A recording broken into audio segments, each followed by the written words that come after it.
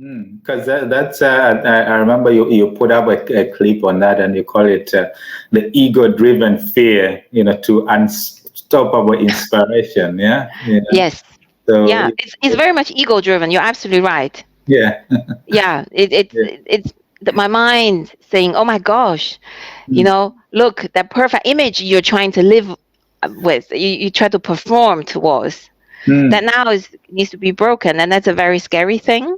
yeah. Because Yeah, like you said, the society and everything expects you to be in a particular way, and you're trying to almost prove it right and act in accordance with that, and especially for someone like yourself in your business or certain things that you're actually working with other people or helping them to achieve anything, you're almost thinking you're taking on that responsibility for them to do very well. And if something goes wrong, they're gonna criticize you or say your methods are not working or something.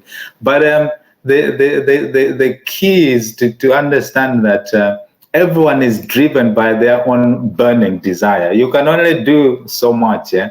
If they don't have it in them and the burning desire is not there, they're not going to do much, and nothing is going to happen. And that's not a reflection of you, because if you look at the knowledge and the things that you share, why is it that you find that other people get to succeed with it and other people don't do anything with it? It's yeah, all because of different people. I remember listening to someone gave I think it was a story as an example of like a priest, a pastor who went into a church, yeah, and yeah, preached a sermon, a brilliant sermon about life and things and all of that, and people came out there with different things. Someone came out there and said, "Wow, that was such a brilliant sermon. It was really good and all of that." And then someone said, they didn't really hear anything or understand anything, and other people were criticizing it. But it was actually the same message. All people were in the same place yeah, at the same time, but they came with three, four different interpretations of what it was. And it was all a reflection of their own values and their own things that they believe in, which, as a person who is giving the message or sharing the value, you can't control. It's beyond you. So yeah. it's key to Very wise. understand that as well, and not let that affect you or control you in any way, because it's definitely outside. You can control how you deliver your content, how you deliver your message, the value that you're putting out there. But beyond that, what actions and things people take is driven by their own burning desire or lack thereof, and their Yes. values to actually take that into consideration. So, yeah, interesting conversation. Now, Yeah. what would you say gives you so much drive and burning desire to do the things that you're doing? Because you seem to have like that, energy. There's an energy that emanates there, and everyone can see you're excited and about the stuff that you're doing. So, what would you say gives you that drive and energy?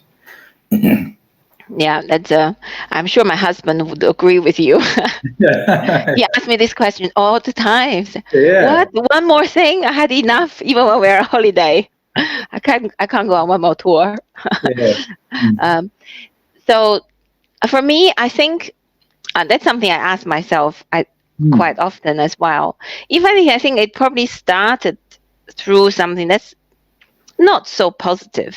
Yeah. If I really drove into it. I feel when I was young, when I was growing up, obviously China, it has massive population, and I was a girl, so I was constantly told that you need to work harder, or she can't join that competition because she's a girl. Like Mm. that was just, even today there's still a bit of that, but when I was growing up that was totally okay. It was socially accepted that the girls are just dumber, slower, and not as important as the boys. That's just the way life is. Yeah. um and I think a lot of my early years memories, or kind of determinations, I feel came from proving that I am good enough. I can do that. So you have to work double hard. And also because my mom, she has all the love for me in the world. And yet the way she motivated me, the way she brought me up, was by criticism, was by constantly telling me what I've not done well. So I could be the top student, I could come home with all the medals in the world. Still, the one subject, I probably made one mistake. That was the one that should be like, okay, next year, this one needs to be better. So I was given this constant, almost lack of approval from her. And really, if I look back at my childhood, my younger days, again, so a lot of this came through my sessions with my therapist, really, which talk about it is, she talk about positive and negative motivation. Yeah. So almost like a lot of my early years, or even up to recent years, I think motivation came from that deep-rooted fear of people withdrawing their approval for me.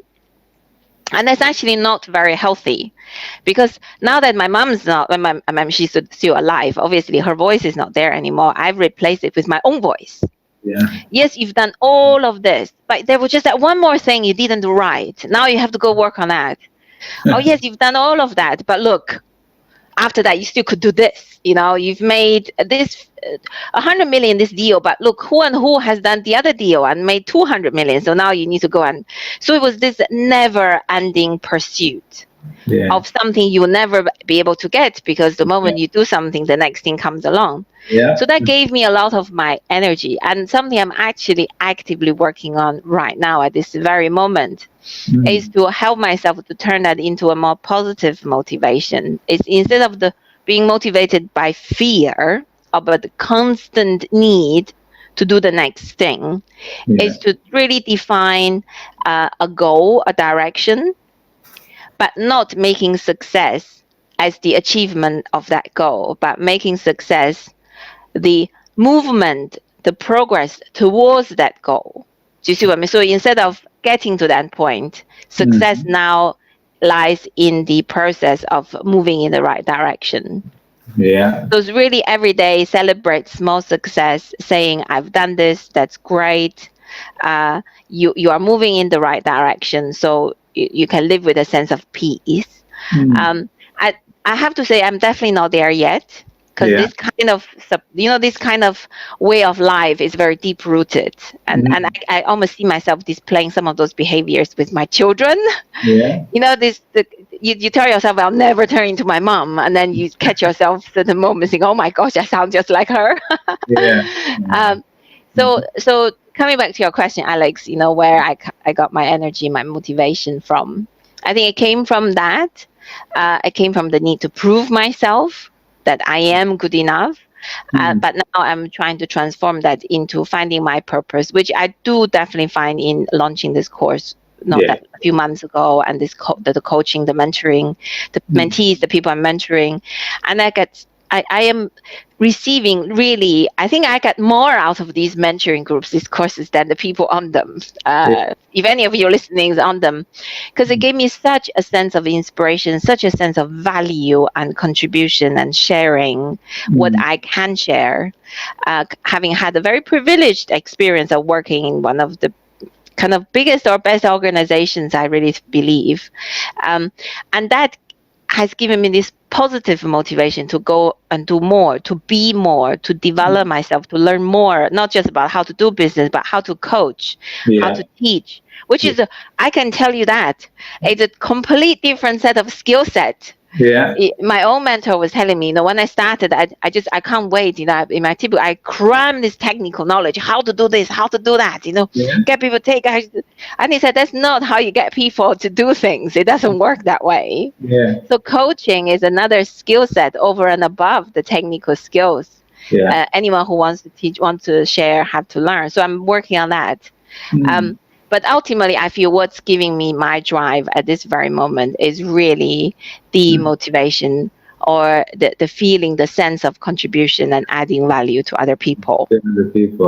Wow. That's really, the greatest takeout for me from there is how you say that it's all like the inspiration and the satisfaction is in the journey itself rather than the feeling of the end result, but the journey itself. Because within the journey, you are discovering yourself, you're learning Yes, more about yourself. So that's quite interesting. It's almost like we never arrive at any particular moment, because by the time yes, that journey is evolving, because now the things that you're learning, like you say here, coaching is a different skill set. Once you're understanding that, you'll probably discover something else that exactly. out Yes, there that you never knew, and something else and something else. And I think it all just shows that it's just a continuous learning journey, and that's, I think, the excitement is in that, and what you're becoming as you're on that journey. So yeah.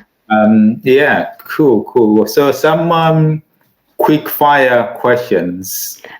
Okay. What would be the best advice you'd say you've received from someone? Um, the best advice. Mm-hmm. One of my earliest mentors, Mm-hmm. I would say, is the the downside of being smart. Mm-hmm. So I was in my early 20s. I just started working, because I was, well, quite smart, I would say. I've discovered different things to do things, make them quicker, achieve results quicker. And um, I, I, de- I had this way of working that I rely on myself mainly because I Mm-hmm. can do things better, I can do things quicker. I'm uh, this smart so-called individual contributors that kind of outsmart everyone Yeah. at the time. So, and my mentor, he said, Bingbing, you are one of the smartest people, if not the smartest graduate I've ever worked with. But I can tell you that smart people often don't make it. It takes Mm-hmm. way more than being smart to Yeah. go to wherever you need to go. Yeah. Just watch that. Yeah. And it's at the time it was so profound, for someone who's 21 years old. It's like, "Oh." But it Yeah. just really stuck with me. Then over the years, even till today, I realized the value of actually not being the one that's the smartest. The value of working as part of a team, Yeah. the value of letting go control, let people around you do what they need to do, and Mm. almost the sense of surrendering control and let events happen, and having trust, having loads of things kind of came into that. Yeah. Obviously at the time, I mean, he is still quite a bit older. He's gone through decades and decades of business experience. But Mm. I do truly feel, for especially for the younger people, I would say, listening, Yeah. that's a great piece of advice that I'm still benefiting from today. Yeah, that's actually very good. It just reminds me, when I look back in my high school, some of the students which were thought of as not being the smartest or cleverest are the ones who have actually gone on to advance a lot more in their Yeah. academic careers. They've done PhDs and all sorts. So that's a really good piece of advice, that if people are not like classified in the smart or whatever, or they're Yeah. feeling all the pressure of competition, it doesn't mean they cannot go on to do great things. Just stay in the moment. Wow. What would be the worst advice you would The worst advice. yeah. Uh, the worst advice, okay, maybe in a funny, if I can find a funny one, is after you have your first child, people tell you you should really have a second one Oh. because it's so much easier. Uh-huh. And then after you had second child, you realize, okay, that is just not true. It's exponentially harder. That actually flows very nicely into my next question, which Yeah. a lot of my listeners have asked me to ask you, is about your experiences as a mompreneur. Like, how hard, difficult, how do you manage that? What's your experiences about Oh, that? Yeah. yes. I'm not sure whether I'm the right role model. I'm definitely an area I'm working on. I think, should I say it's harder? Mhm. Um, I wouldn't say it's harder because I know we all have our own constraints in life, and I almost feel being a mom has just a little bit of easier element to it, in the sense that people kind of just accept that you've got other obligations. Yeah. That makes it a more universally acceptable reason to do Yeah. other things. Whereas Mhm. if I look at a lot of my friends who are either single, both men and women, and or are in a relationship but don't have kids, people kind of they don't assume you have other priorities. Whereas in reality, you might have to look after your, some parents or friends. You might have a hobby you're very dedicated to. But Yeah. they seem in a pecking order, they seem less important. If you want Yeah. to reschedule a meeting for that, people are like, oh, but if you need to reschedule a meeting because of children, that's obviously fine, kind of thing. So in that sense, I wouldn't say it's harder, but I definitely feel, I think that the difficult part I experience is more, again, the internal dialogue. It seems like today we have a lot of, this is the theme of our conversation today, is the internal conversation. Yeah. Is I constantly feel this sense of pull Yeah. between different areas. Being a mom, wanting to invest, wanting to develop as a business person, but also wanting to be there for all the school events. But inevitably, some of those crashes, and having this very, very deep secret sense of jealousy for the moms who are full-time moms, who can do all these beautiful cupcakes, who dress their children up to the glitziest Yeah. costume during school parties, whereas mine just go in, with a random mask, and then that even though I consciously, my mind, my logical mind is telling myself life is about prioritization, that I am at the important ones, I am there, they feel connected, they feel I am available. That's good enough. Very often if you're a mom, you have to think good enough is good enough. But there's a sense of me that I always feel I could do more. And again, as I said, that's probably my own personal learning, that drive for perfection in itself is not a positive energy. I need to be more Yeah. mindful of that. But I think that's probably my own biggest challenge, being a mom, also Yeah. trying to grow something else on the side, and being at the relatively beginning stage when it's still very energy and time intense, trying to balance them. Yeah.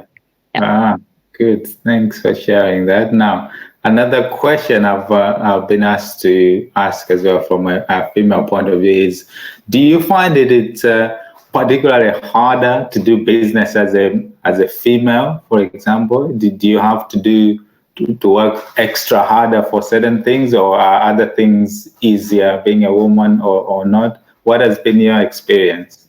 Very good question. I definitely see. Okay, personally, I don't feel it makes it harder for me, but I've definitely seen it making it harder for some women. Mm. So I can also totally see how that would happen. Yeah. I think for me, in many ways, because I was the only child, and I was constantly told I was a girl, so I needed to compensate for the fact that I was a girl. Almost like I'm more used to fighting and paddling very hard. Yeah.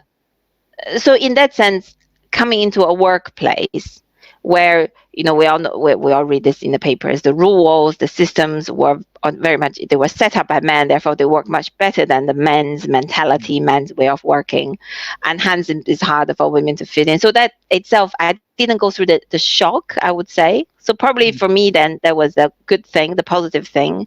It didn't Yeah. take me down. And also because I worked in the energy industry, which is really a massively male dominating Yeah. industry, right from the beginning, I'm extremely used to attending a meeting in the boardroom, being the only woman. In fact, that's probably, I would say, more than 89% of my experience is being the only woman in the room, Yeah. which means I think it's easier when you are just kind of would you call it the baptism fire, when you've Yeah. never experienced what good is like, when that is just the way life is. So that gave me that trained me in terms of making myself heard, finding a way to work in this male dominated world. But do I think it would be difficult? but coming back to what I mentioned, I see some women struggle. I think because everybody had to go through that process of almost understanding where they are, regardless of whether it's men or women. There are certain industries. I've got loads of friends in the fashion industry where you very often find man is the only one in the room. Where, good luck to them. Dealing with all these female characters. But I think really it's a learning journey for everyone, is to learn to be willing to speak the truth and be who they are in whatever situation they are put in, and not be taken back by that sense of inferiority, but by the kind of self-awareness of who you are, the fact that if you are different, then there's something kind of not quite right about you. I think that's something that's probably more a sense or something we learn from childhood, the baggage we carry with ourselves. And if we can let that go, which is not the easy thing, is easy said than done, then it's much easier to be just ourselves, whether we are Chinese, we're African, we're European, Eastern European, but there's all these labels we put on people, men, women. If we can stay within the core and feel comfortable and happy with that will probably make it much easier, I would say. Yeah. Wow, that's great. That's great. Now, before we move on to like what you're doing now and everything else that's at play, if you can share with us a bit of technical nuggets on various special things. So, for example, I think in one of your talks you talk about how you can for people who have businesses, especially like in property, for example, how they can maximize value from selling their property portfolio, for example. I think can you just share maybe 3 quick tips or ways they can maximize that value from a technical point of view, please? Selling a property business. I think 3. Number 1, I think I probably mentioned it in some of the videos that you've seen. Number 1 is to systemize. So we deal with a lot of landlords. People, when they sell their portfolio, they think of selling the individual properties, but as a bundle together. And that itself is not a business. I think the term I used was, instead of selling a group of houses, being it together or separately in different locations, you are selling a money-making machine. So something has to hang them together. There needs to be, and it doesn't have to be anything very sophisticated or very expensive. It can be a very well-managed and tracked spreadsheet, for example, with the properties, the mortgage terms, the gearing level, the biggest risk understanding exposed towards this tenant market, this kind of location, the maintenance, general maintenance cost situation, etc., etc. So then, this is not just a bunch of assets. It's actually a system that people can see transparently, can improve on, know where the investment would be, what the return would be. That together would mean this property business can command premium value, especially with more sophisticated buyers. Because if you want to sell to an institutional buyer instead of another landlord like ourselves, they don't want just all this property. They don't have the time to go on then inventorize or do these things. They want a system they can put people on that works and makes money. So that would definitely help with the exit value. Anybody has a property portfolio. And it's not something you start the day you want to sell. I think that's something the moment you start building that business that needs to be already looked into. It's just part of good business practice, really. I think that's number 1. Number 2, I would say create a brand value. Because again, we as individual landlords, very often it's like just houses, right? You put on the market, tenant rent. However, if you look at it that perspective, you miss the importance of what a brand image can create. Because when you present a portfolio for sale, if let's say seller A just has a bunch of houses, dotted around Nottingham or something, or the East Midlands, or you have a B selling with every house, it's got a label in front of it that says, great properties or something, with some labeled stuff inside and with a website. That's very, very simple, but that straight away differentiates the 2 sets of portfolios, the way how professional it looks, and just how attractive it is to tenants. right? You can the one without any brand could be better properties, could be better investment, but Yeah. it wouldn't be perceived that way. So on exit, when you are selling it to people who are not familiar with it, it's hard for that to carry value. Yeah. Whereas the one that had brand value, I'm not saying it's crap properties, bad investment, but with a good brand. Yeah. It's if on the basis of it being a good business, good assets, when you put that brand on top of it, Yeah. it creates that, in business you call it goodwill, that then will attract buyers, will attract tenants, will attract additional value to it on Yeah. exit. That's number 3. I think the last one is probably self-positioning. I think as business people, one thing we very often miss, I see a lot of people around me who don't do it, I think, who could do more, and that is when it comes to selling a business, not just property, selling anything really, selling a course, selling a product, selling an air ticket, you think of Richard Branson, it's like we are good marketers for our products and our services, but we are not good marketers for ourselves. No. Whereas when you come to buying a business, the number one due diligence, I can tell you, I've bought so many businesses in my lifetime. The number one due diligence you do is not about the business, it's about the seller. With a credible seller that's a good business person, that has good business disciplines, that understand the numbers, they will run and create a good business. That's just the way life is. If someone has a brand image, they have the personal credibility, you automatically give more value to whatever it is they are selling, even if it's a kitchen knife or something.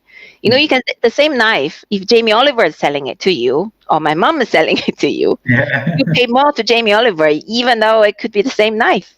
Yeah. And I think the third tip I would say is, especially with social media and everything today, there's no excuse not to put more value around ourselves. And it doesn't, not everyone needs to become Michelle Obama or something, It's really about a solid brand. If people do seek you out publicly, there is a level of presence that speaks consistently to your personal image.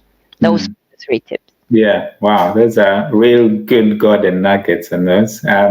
So another one, I think you put this up as well for people who are probably just coming into the property investment space and they probably haven't gotten much. How can they maximize value from the little they have? Let's say someone has got 30K or 20K or whatever. I think you had some good, quick golden nuggets that they can actually do to maximize value. Yeah. Yeah. I think on that, if you look at 20K or 30K, let's say, and we are all where we are today, right? So there's no right or wrong. We all start from where we are today, no matter where that is. So I think, 5K, 10K, 20K, 2 million, if you look at it, let's say if it's a 20, 30K, as you said, is first of all to acknowledge that amount of money is not going to get you financial freedom in one day, in one step. It's to accept that's where you are today, that's the accessible resource you have today, and that will take you to the next step. Yeah. And it's about getting started with it, using the funds to put yourself in the best place to keep going with it. Because what I see people do when they have that kind of money is you think, you just want to put it in, you just want to have a property. I'm ready for property now, so I need to. So people go out there and they say, how do I invest? You find sources. So they find one, they seem great, they sound great. Okay, they found me a property. What can 20K do? 20K can buy one, maybe up in Grimsby or something, somewhere in the north. So they went and bought a property. I've got investment property. Isn't it great? And I really think there are many learnings from that. That the reason why I quote it, because I see that happening around me again and again. I think it's really see the fact that you don't need to own a property to make money out of property. You don't need to own an asset to become an investor. So the way I think you can utilize that 20 to 30K is normally I think the rule, the 10 to 15%, so in this case maybe 2 to 3K as personal development budget. Put yourself with the right people. Again, I don't say, to splash it out on an expensive course or a retreat somewhere. You can spread it out into buying businesses online, buying business books, online courses, networking with people.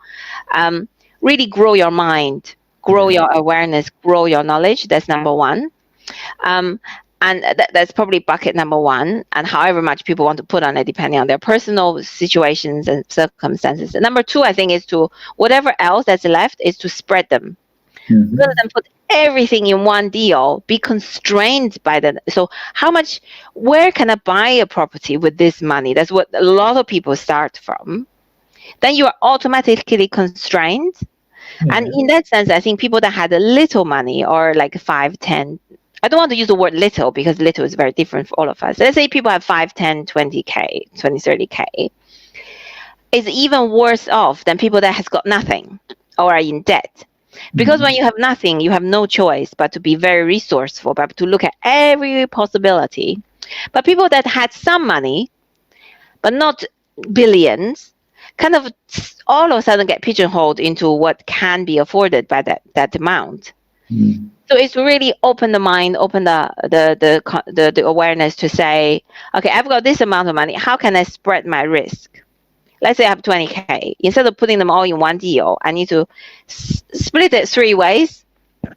Or like you take away some of the reserve funds you have to put aside, take away the personal development funds you need to invest in. Let's say you got 15K left, right? Think of it 5K, 5K, 5K. What I can do with 5K. Again, it's not a lot of money, which is a very good position to be in. Is now you have to find some situation this 5K can be used to do something to help you grow your business, your investment. So I think in one of the examples we talked about was 5K, you can start doing some rent to rent, right? Or you can 5K can or 7K can get you a decent refurb work. So if you find somebody that's got a property that's a bit stuck on the market, that's not selling, that can become marketable and have an uplift in price if they use this 7K to invest to do a refurb. 7K can get you a nice bathroom, some decoration, even a nice enough kitchen. So you to find that situation, put your 7K part of your pot there. Then you experience how to sell how to negotiate a deal, how to do a refurb, how to sell a property without owning your own property. So right, it's not about having the resource, being an entrepreneur, it's about being resourceful. And then another 5, 7K, you can say you can do a rent to rent, which we've talked about. I think you rent a big house. With your budget, you can decorate it again, make it look nicer. It's someone else's house, so don't put a new kitchen in there. Put furnitures in, you can then start getting some cash flow straight away. That gives you the experience of managing tenants, securing tenants, understanding market demand, negotiating with existing landlords again. And then the last one is probably for you to think about lending it to somebody. Right? Investing. If someone needs a little bit of money to go and invest in their own rent maybe, or they've got all the money they need to do something, they just need another 5, 7K. You can lend it to you on a fixed interest term that gives you some immediate cash inflow, let you think like an investor, think like a lender, understanding how risk allocation changes if you are not the doer but you are the funder. So straight away, the amount of growth, the amount of experience you've achieved has now propelled you forward towards your next step. As I said, it's not going to take you from A to Z, it's from A to B to C to D. So now you're moving on fast and furious to B, which is not the end point. So I think that's probably how I would look at it. Wow. I would definitely be directing a lot of people to this episode of the podcast, because that's really good golden nuggets there. Because a lot of people get lost in that, they think they've got enough, but it's not enough. They can't do much or whatever. But if they just think in terms of the way you've explained it, then they can achieve a lot more. So that's really, really great.